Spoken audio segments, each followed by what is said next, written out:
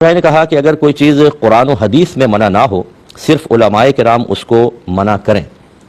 اب اگر کوئی شخص ہے اس کو کوئی عذر بھی نہیں ہے تو کیا وہ اس چیز کو استعمال کر سکتا ہے یا نہیں کر سکتا؟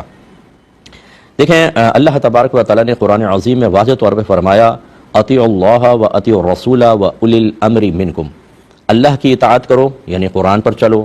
اور اس کے رسول کی اطاعت کرو، یہ حدیث کی طرف اشارہ ہے، وَأُولِي الْأَمْرِ مِنْكُمْ، اور ان کا حکم مانو جو تم میں حکم والے ہیں۔ اس میں حاکم اسلام بھی آ جاتا ہے، اور ایک مفتبی قول کے مطابق اس میں مجتہدین، علماء کرام، مفتیان کرام شامل ہوتے ہیں جو لوگوں کو مسائل سکھاتے ہیں، احکام سکھاتے ہیں، ان کی ظاہری باطنی تربیت کا اہتمام کرتے ہیں۔ اس کا مطلب ہے کہ اللہ کوئی بیان فرمائے اس پر بھی عمل کرنا ہے، رسول بیان فرمائیں اس پر بھی عمل کرنا ہے، اور علماء کرام ارشاد فرمائیں تو چونکہ یہ اللہ کا حکم ہے کہ ان کا حکم مانو، لہٰذا ان کا بھی حکم ماننا ہوگا، اور گویا کہ ان کا حکم ماننا چونکہ اللہ کے حکم کی وجہ سے ہے، اس لیے ایسا ہی ہے جیسے اللہ کا حکم ماننا۔ لہذا جب علماء کرام کسی چیز کو منع فرما دیتے ہیں تو پھر یہ کہنا جی قرآن و حدیث میں تو نہیں ہے، یہ تو علماء نے منع کیا تو ہم اس کے اوپر عمل نہیں کرتے، ہم تو رعایت سے فائدہ اٹھائیں گے، ایسا نہیں ہے۔ آپ جب علماء کہتے ہیں اگر قرآن و حدیث میں نہیں ہے تو ان علماء کی اطاعت آپ کا رب ہی فرما رہا ہے کہ تم پر لازم ہے۔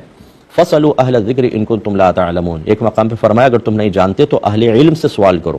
اب کیا اس کا مطلب یہ ہے کہ اہل علم سے سوال کرو، جب وہ جواب دیں تو سوچو کرنا بھی نہیں کرنا چھوڑ دو؟ نہیں، اس کے ضمن میں یہی ہے کہ جب تمہیں نہیں معلوم تو اہل علم سے پوچھو، اور جب وہ بتائیں تو اس کی اطاعت کرو۔ لہذا ایسا شخص جو علماء کی بات کو معمولی سمجھ کر اور اس وجہ سے کہ قرآن و حدیث میں باقاعدہ ممانعت نہیں آئی حقیر سمجھتے ہوئے ان کی بات کو رد کر رہا ہے، وہ گناہ گار ہوگا، یاد رکھیں، کیونکہ علماء کی اطاعت بہرحال واجب ہے۔ لیکن علماء کی اطاعت واجب سے مراد یہ ہے کہ کسی ایسا نہیں کہ کوئی بھی ایک عالم کسی چیز کو ناجائز کہہ دے اور شریعت اس کو جائز کہہ رہی ہے تو اس کا قول ماننا ہوگا، نہیں۔ اس سے مراد یہ ہوتا ہے کہ اس زمانے کے اکثر جو صاحب علم اور فتوے کی صلاحیت رکھنے والے افراد ہیں اگر کسی چیز پر متفق ہو جاتے ہیں تو پھر یہ ایک شرعی حیثیت بن جاتی ہے۔ جیسے بچیوں کے نقاب کا مسئلہ ہے، نبی کریم صلی اللہ علیہ وسلم نے عورتوں کے چہرے کے پردے کا استثناء فرمایا تھا، وہ چہرہ کھول سکتی تھی اس زمانے میں، لیکن بعد میں جب علماء متاخرین نے تغیر زمانہ دیکھا کہ لوگ چہرے پہ نگاہ ڈالتے ہیں، اٹریکشن محسوس ہوتی ہے تو پھر برائی کی طرف مائل ہوتے ہیں، تو انہوں نے نقاب کا حکم دے دیا۔ اور آپ دیکھیں گے کہ اس میں کسی عالم کا اختلاف نہیں ہوگا،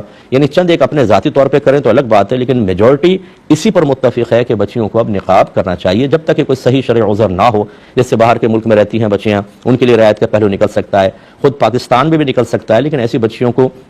کہ جن کے ساتھ کوئی شرعی عذر ہے کسی مستند مفتی صاحب سے پرمیشن لینی چاہیے کہ میرا یہ مسئلہ ہے، میں نقاب نہیں کر سکتی، مجھے اجازت دے دیں۔ جب وہ دیں گے تو پھر ان کے لیے بالکل جائز ہے۔ تو خلاصہ کلام یہ ہے کہ جب علماء کی اکثریت یا جو جید علماء ہیں، مفتیان کرام جو فتویٰ دینے کے اہل ہیں، جب وہ کسی چیز کی ممانعت پر متفق ہو جائیں تو چاہے قرآن و حدیث میں منع نہ ہو، ان کی ممانعت ہی سمجھ لیں اللہ تبارک و تعالیٰ کی طرف سے ممانعت